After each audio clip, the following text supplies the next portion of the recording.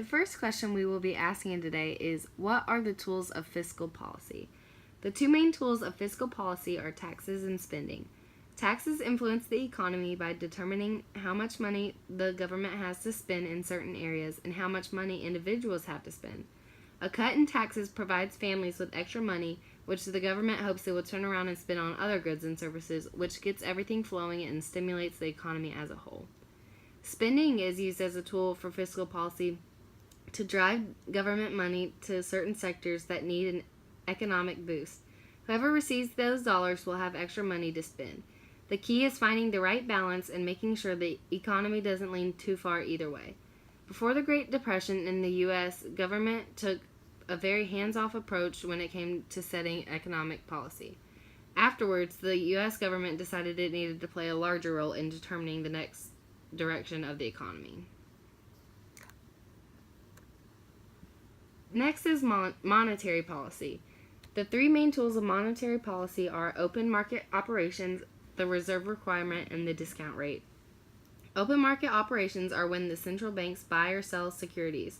These are bought from or sold to the country's private banks. When the central bank buys securities, it adds cash to the bank's reserves that gives them more money to lend. The reserve requirement refers to the money banks must keep on hand overnight. They can either keep the reserve in their vaults or at the central bank. A low reserve requirement allows banks to lend more of their deposits. The discount rate is the third tool. It's the rate that the central banks charge its members to borrow at its discount window. Since the rate is high, banks only use this if they can't borrow funds from other banks. The Great Depression was the worst economic downturn in the history of the industrialized world, lasting from 1929 to 1939. It began after the stock market crash of October 1929, which sent Wall Street into a panic and wiped out millions of investors. Over the next several years, consumer spending and investment dropped, causing steep declines in industrial output and employment as failing companies laid off workers. By 1933, when the Great Depression reached its lowest point, some 15 million Americans were unemployed and nearly half the country's banks had failed. The Great Recession is a term that represents the sharp decline in economic activity during the late 2000s, which is considered the most significant downturn since the Great Depression, according to stateofworkingamerica.org.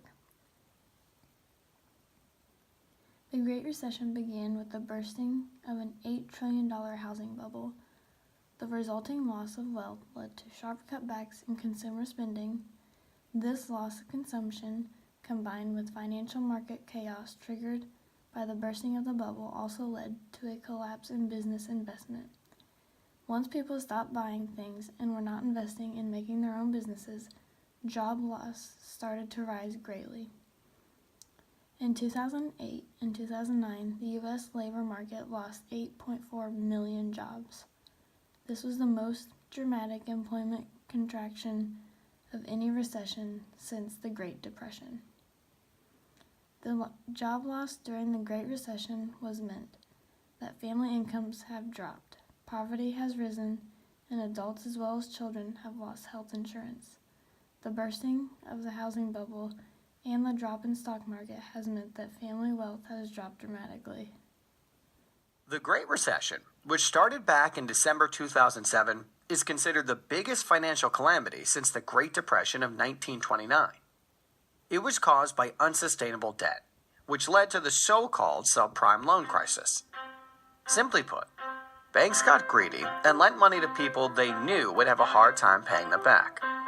Furthermore, those loans were packaged and sold as financial products on international markets. Rating agencies considered them extremely safe, and reckless investors bought them without blinking. Insurance companies also got greedy and through credit default swaps promised to reimburse investors if something went wrong. Unfortunately, the inevitable happened and borrowers ended up no longer being able to pay the loans back. Needless to say, this caused the entire financial house of cards to collapse. Banks, as well as huge insurance companies such as AIG, ended up on the verge of bankruptcy and were eventually rescued through bailout programs, financed by, well, by you and me. Unprecedented measures are still taken to this day in a desperate attempt to revive economies. Interest rates are at zero or even negative in most of the developed world, and central banks are injecting trillions into the financial system each year.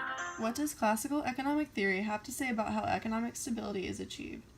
Classical economic theory is based on the idea where economic performance is optimized when there is less government interference. If the economy does not follow the last assumption and shows a mismatch in savings and investments, the classical economists provide the evergreen solution: do nothing. It is temporary and will correct itself. If savings exceed investment, the interest rates fall and the market achieves equilibrium again.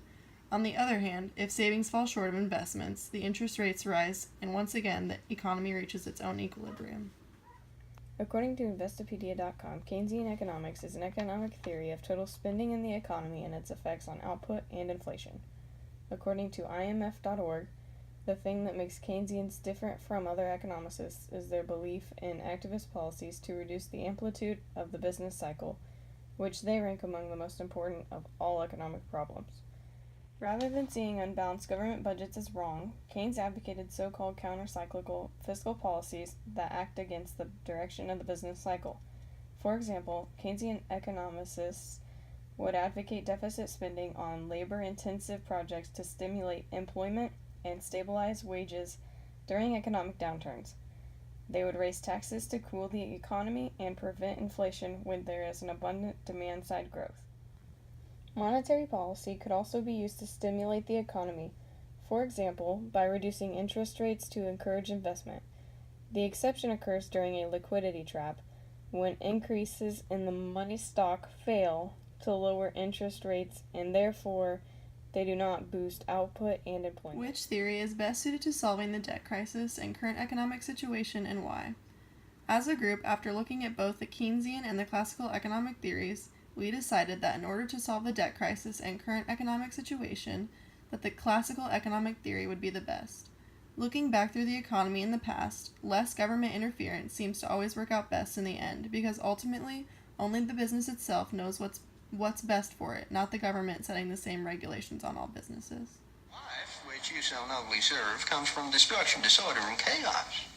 Now take this empty glass. Here it is, peaceful, serene, boring.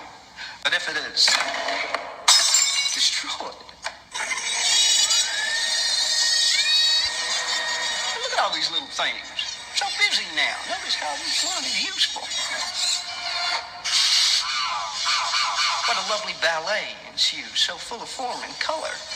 Now, think about all those people that created them.